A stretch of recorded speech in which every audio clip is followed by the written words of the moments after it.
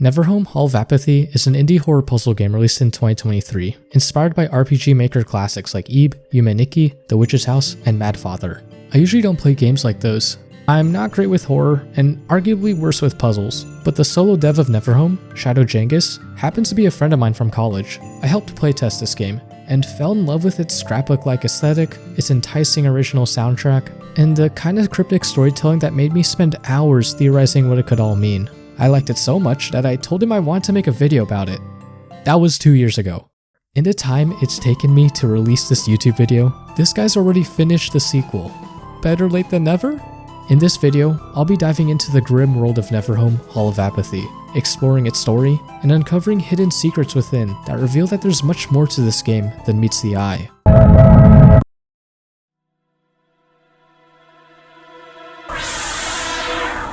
In NeverHome, you play as a young girl named Granger, who wakes up imprisoned in a world that's not her own. You piece together a mask and a body on the floor, which awakens a mysterious bird-headed creature, and he frees us before vanishing. You then enter a hallway with 3 doors. The first leads to a save room that does not make me feel very safe. The second, a chest-themed puzzle room, where 2 statues are clutching some objects we'll need for later. And in the third, there's another girl locked in a cage, and you're too afraid to call out to her. What if there's no response? Also in the room is a box cutter. You take it back to the statues and violently slash your arms off to get king and queen shaped chess pieces. When trying to bring them back to the cage, you're greeted by a monster that's emerged from this painting. Fortunately, in addition to helping you solve puzzles, your box cutter also doubles as a weapon. Using the queen shaped chess key, you unlock the cage and meet Perry. Perry shares that she doesn't remember how she got into this world, or anything about her past at all. She's got amnesia. All she knows is some creature put her in that cage, and she's been trapped for days. Strangely, she hasn't felt hungry, tired, or even sleepy. No one in this world does. Despite her unfortunate circumstances, she's surprisingly optimistic. Together, you head towards the end of the corridor. Perry helps you reach a switch in a narrow hole, which opens up the door to the next area, the gallery.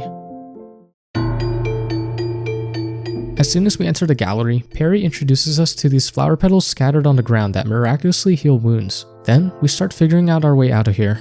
The main room has a painting of a flower and 2 buttons underneath.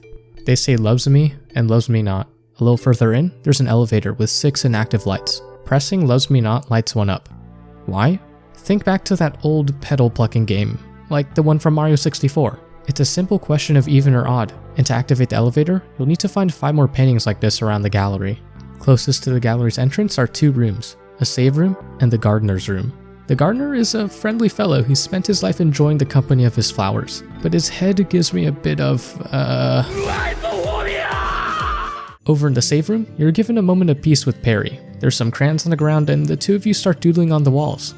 Perry draws herself as a princess, alongside her horse, Shadowbringer the Immovable, and Benjamin the cat. Meanwhile, Granger draws butterflies, because she vaguely remembers them from a dream before she woke up here.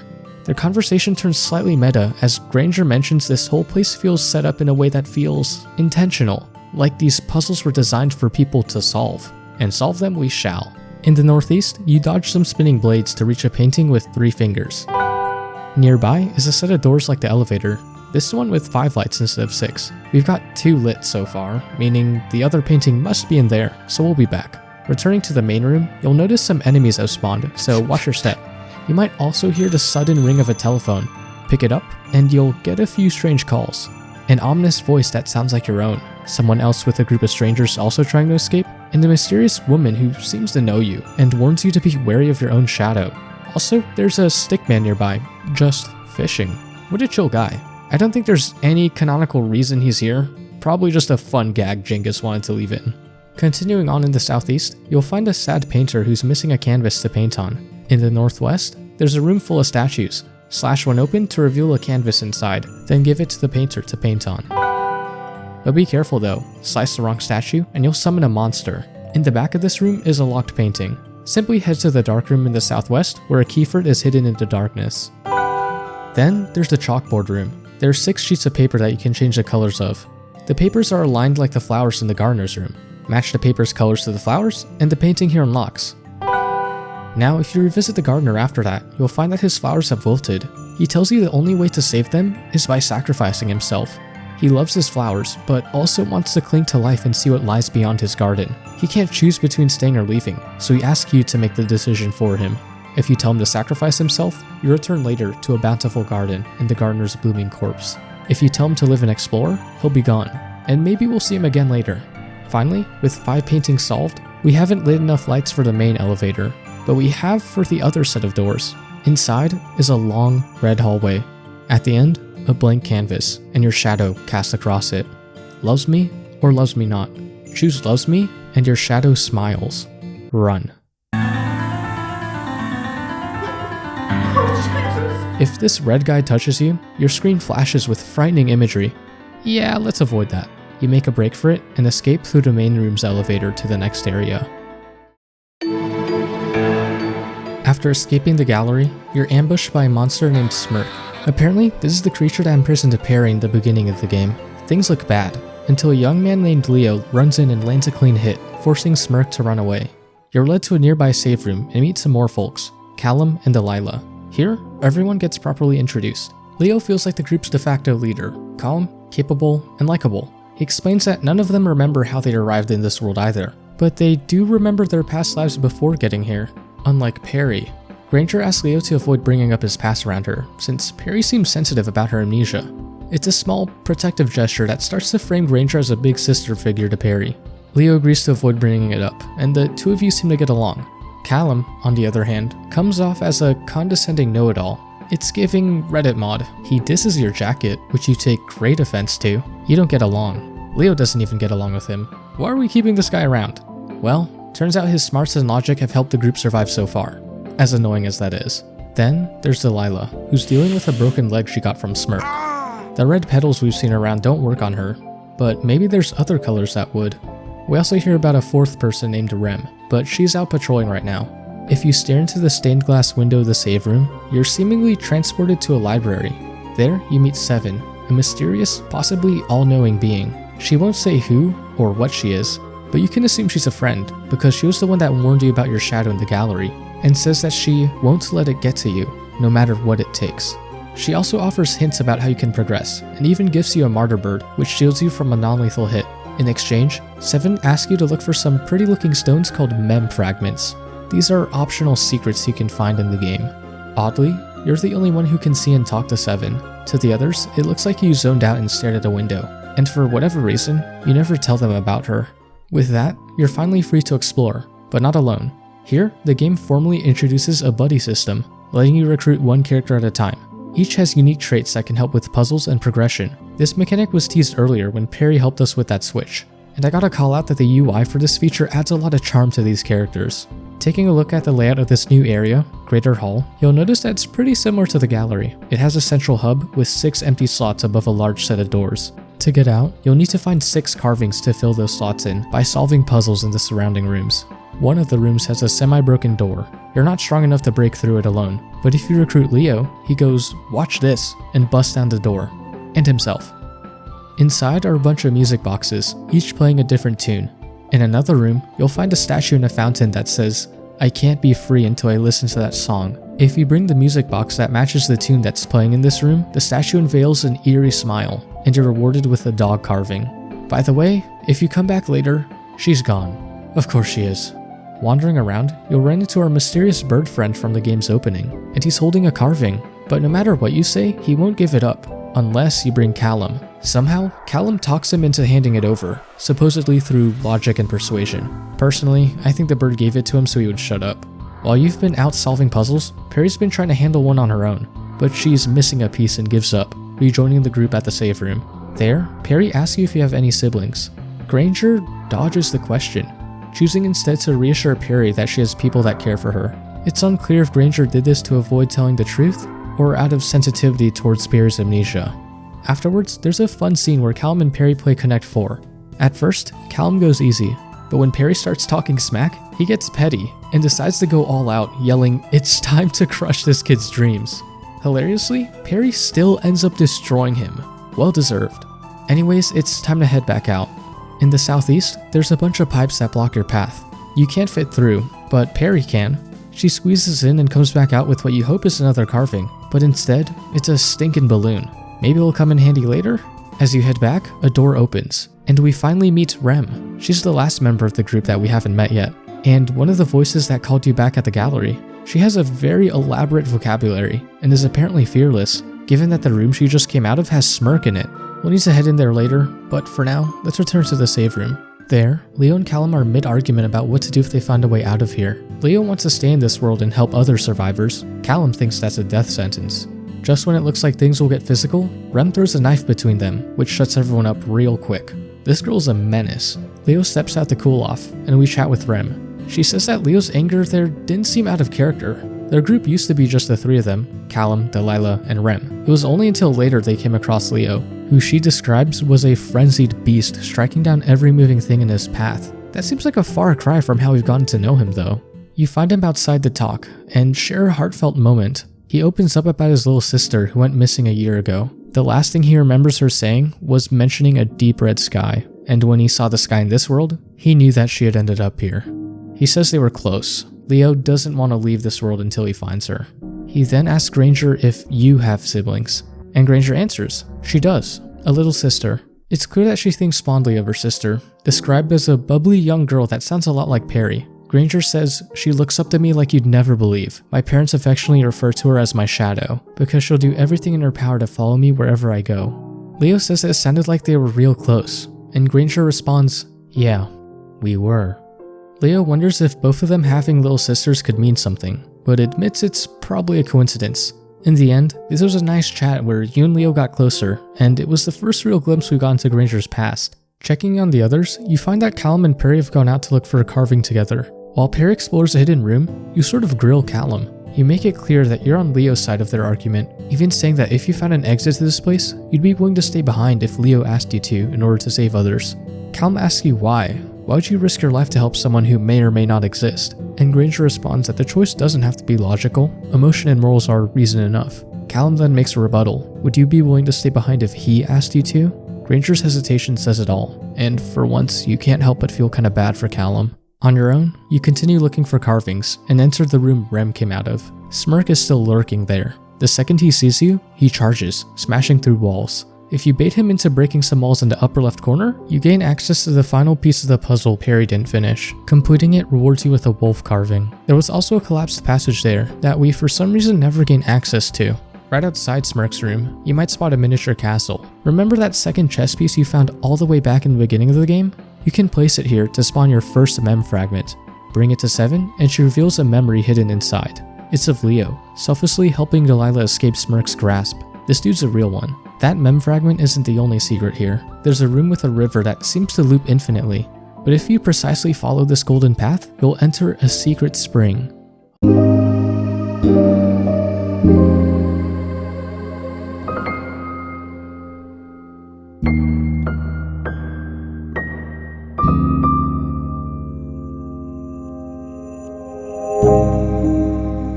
This has got to be my favorite place in this game. And look who's here, the gardener, if you told him to live. He tells you that the pixies that gather around here are the last remnants of the beautiful place this once was, until it underwent an ecdysis. He points to the butterfly-esque abomination surrounding the spring as a sign that this place too will experience a transition to apathy. The next carving is blocked behind overgrown vines. In the room above, you'll find a sapling. If you water it, maybe it'll grow. This is where that balloon comes in. Fill it at the river, bring it back, and water the sapling. Once it grows, scissors surround it. Interact with them in the right order to trigger a chain reaction that chops down the vines below. But the moment you walk past them, that creepy statue from before chases you down.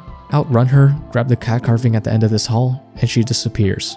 In another room, you meet a less aggressive but unfriendly cloaked creature that I call the traitor. He holds the goose carving and wants something in return. First, he demands your jacket, which you are strongly against. Bring Rem, and she threatens the traitor into a new deal, food. To get that, you'll need to smack some embers until this goober coughs up a key, gross, use that to unlock a spider-marked door, grab a giant bug with Leo's help, and run away from a very large spider. Deliver the bug to the traitor, and you finally get the wolf carving. Now, with 5 out of 6 carvings in hand, you search for the last, only to find Perry, alone, kneeling and shaken. She says Smirk ambushed her and Callum. As they ran away, Callum stopped and told her to keep going. You rally the others and rush to where it happened, only to find Callum's scarf resting atop a coffin-shaped flower bed, and that's when you learn. Those flower beds you've seen scattered throughout the game? Those only blossom from corpses. After all that talk about prioritizing his own survival, Callum died a selfless death. Leo gives Perry Callum's scarf, and in that somber atmosphere, Rem chimes in. What clashing colors. Rem, read the room. Back at the save room, it's sad seeing the normally bubbly Perry in such poor spirits. But she pulls out a crow carving that Callum gave her before they separated, and a new fire lights up within her to keep moving forward for his sake. One more thing Callum left behind is a white flower that bloomed from his grave, finally healing Delilah's leg. Callum, perhaps I treated you too harshly. Now that you have all 6 carvings, you'll need to place them in the right order in the main room. The answer is hidden in paintings throughout the area. Once they're in place, the doors open, and you're off to the next section, the Antechamber. The doors take you outside, and in front of you is a long white hallway. Without a word, everyone somehow knows what this is. The way home. Everyone gathers towards the light, except Leo, who says that there's one more thing he has to do before he can leave, which is find his sister. He encourages everyone else to go without him, but Granger refuses to abandon him. One by one, Perry and Delilah join in, fully aware of the hell they're choosing to stay in for the sake of helping others. But Rem doesn't budge, coldly saying, "You're all going to die." She can't understand why anyone would stay behind, practically calling us all idiots, especially Perry, because she's weak? Dang. She at least gives Perry some of her knives to defend herself with before exiting alone, and the rest of us gather in a nearby save room. Here, you get everyone's thoughts about staying behind. Leo is really thankful for you choosing to stay. Delilah acts like it's no big deal, but her inner monologue says otherwise. She thinks the Patheron only has one real ending, and doesn't understand why Granger and Perry have chosen to stay. She even thinks to herself that she might just be selfishly looking for her own way out. Perry is having second thoughts. She wishes everyone would just get out of here, but Granger explains her reason for staying. She wants to be the kind of person to put it all on the line for another, because she owes it to someone to be this way. After that, you start to look around for another path forward. In the southeast room of the antechamber, there's a hungry creature craving some desserts, and the tree right next to it has some growing on it. And now that Delilah's leg is healed, she can climb up the tree and toss some desserts down. But the creature only wants them in a specific order, so your memory better be sharp.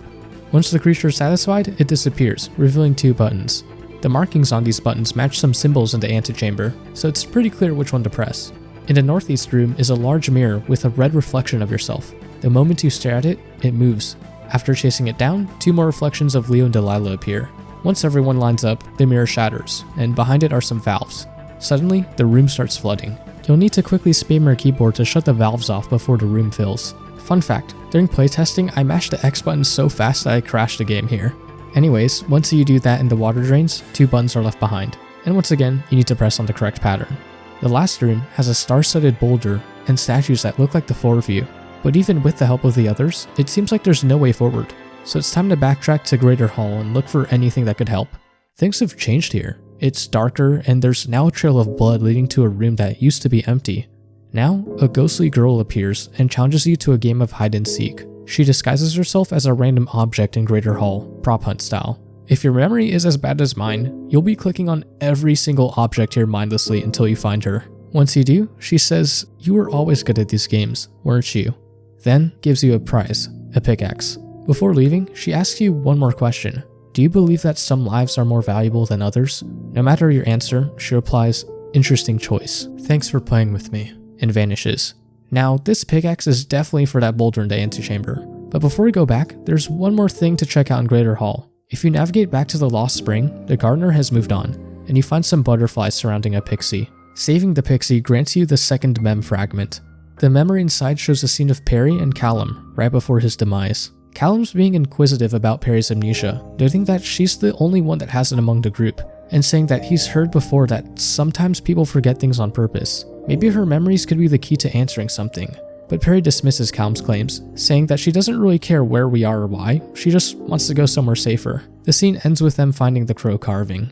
Now, let's head back to the antechamber. The pickaxe is for the boulder, but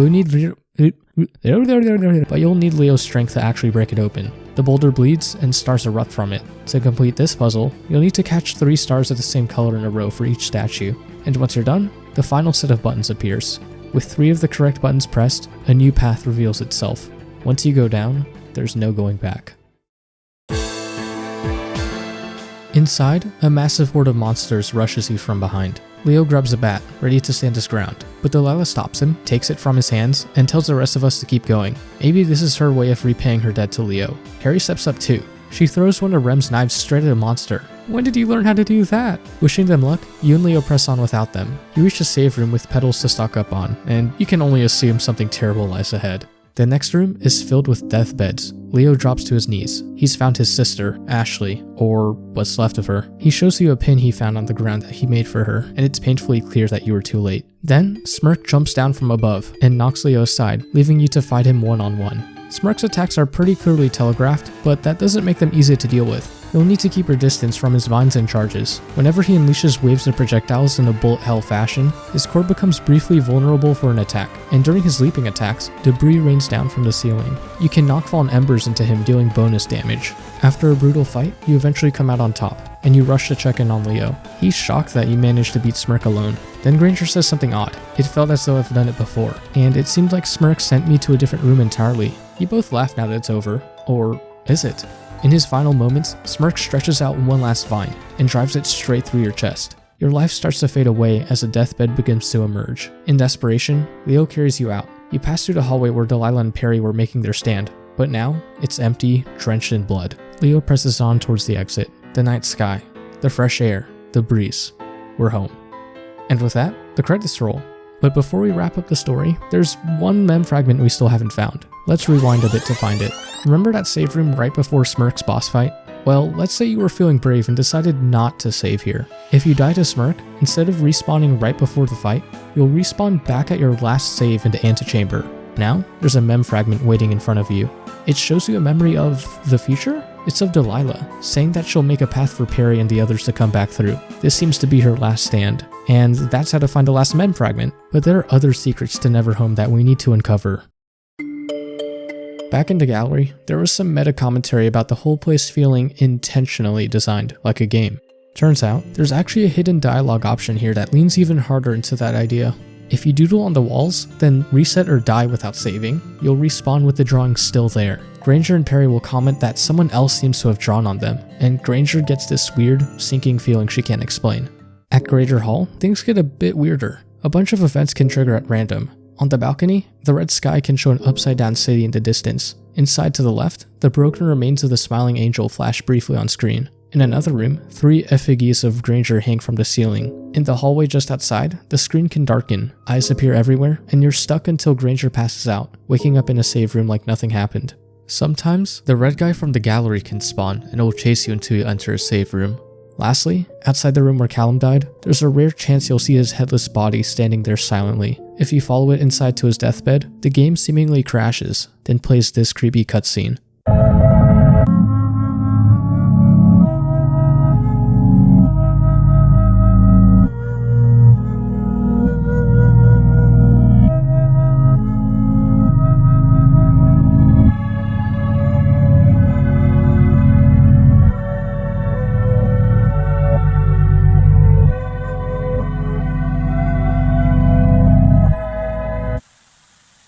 When it ends, it shows you a secret code.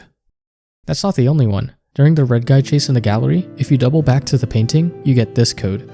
The last code isn't even in the game, it's hidden on Shadow Jengus's YouTube channel. All 3 are obviously encrypted, and the key to solving them comes from yet another secret, this time in the gallery's chalkboard room. If you color all 6 papers red, a hidden background appears, showing a bunch of glyphs that look like runes. These are Cistercian numerals. There are exactly 26 unique symbols, so if we assign each one to a letter of the alphabet, we get a scrambled key. This is clearly the basis for a cipher, but what kind? A perfect match for the aesthetic of NeverHome's maps is the straddling checkerboard cipher, a system where you encode or decode numbers using a grid of letters. You arrange the numbers 0 through 9 in the top row. In the column, pick 2 key digits and fill the rest with your scrambled alphabet, offsetting some things a bit based on those digits. Now, which 2 digits do we use though? In Callum's deathbed crash, the error message that appeared contained some stray numbers. It's honestly not clear which ones matter, but after some trial and error, it turns out that the key digits are 1 and 3. With that, you can build the full checkerboard cipher table, and if we take this code, we get this number string. So what do we do with this? There's one more clue in the error message, an action number. so I can only assume that I've got to do something with this number string and the action number, which will generate a new number for me to plug back into the checkerboard cipher and spit out the solution. At this step, I got stuck for like months. I couldn't figure it out, and I broke and asked Genghis for a clue, just like Granger would ask Seven, except more pathetically. He told me to look at the Wikipedia article for the straddling checkerboard cipher. In that article's cipher example, they encrypted a number by adding modulo 10 with a repeated action number. If I assume Genghis followed this to a T when encrypting his secret message, then I'd have to do the reverse to decrypt it, which is this equation. So it didn't feel great knowing that there's no hint about this equation in the game. Also, this whole process, including the checkerboard cipher, didn't work perfectly. It's kinda complicated, but basically, Genghis and I found out that the way he encrypted his secret messages led to some ambiguity. You're telling me I spent all this time agonizing over a flawed puzzle? Now you listen to me. You don't have any idea how much time, effort, and dedication I have been putting into this very subject. Anyways, if I take our encrypted number string and a repeated action number that matches its length, we can apply that equation digit by digit. That gives us this number. Plug that back into the checkerboard cipher table, and you finally get the first decrypted message, theme for my shadow, can you hear me, from the YouTube song. Run that process for the other codes, and you get play with me from the portrait, and from Calm's deathbed, Ciderone watches. Now let's theorize about what it could all mean. So what is a Ciderone? The only Ciderone I could find is a butterfly, known for its scarlet wings and camouflaged underside that mimics a dead leaf. It reminds me of how NeverHome's world is undergoing an ecdysis into something red and death-like. The gardener called butterflies precursors to this transformation, and Granger dreamed of them before waking up here, and apparently, they watch. This sense of being watched is reinforced by this eye symbol motif. I think the Ciderone represents the entity or final boss behind this awful world. It spectates how these characters struggle to move forward, but apathetically, not caring about whether they live or die. Next, let's talk about the secret message, play with me. This one shows up under the painting of your smiling shadow during the red guy chase. I see a connection to Granger's sister. Remember that conversation with Leo and Granger, where she said that her parents used to call her sister her shadow because she always followed her everywhere? That's just like how the red figure stalks you. It fills the screen with disturbing imagery, and if it catches you, there's a unique death animation where a shadowy shape swoops down.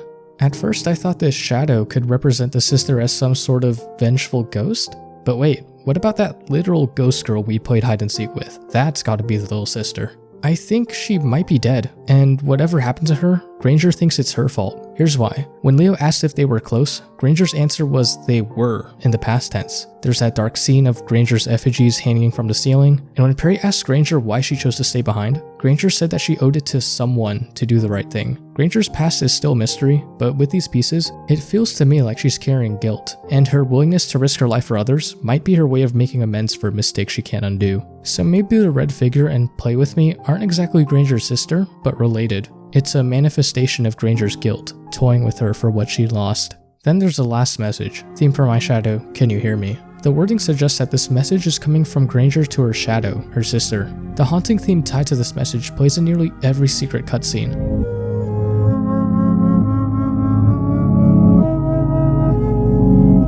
And if you reverse the audio, you'll find that it has the same melody as another track, Like You're Still Here, which only plays when Granger talks about her sister.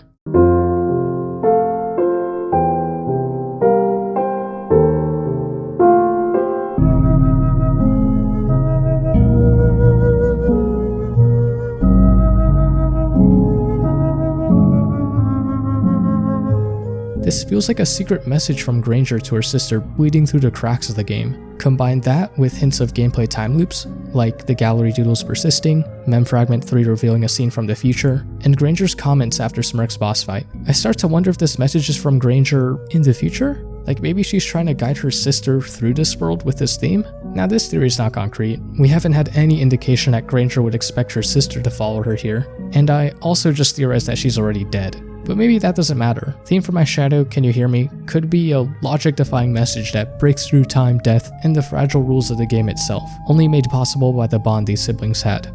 Speaking of siblings, let's talk about the other sibling pair in NeverHome, Leo and his sister, Ashley. Leo talks about Ashley like they were close, but a post-credits cutscene tells a different story.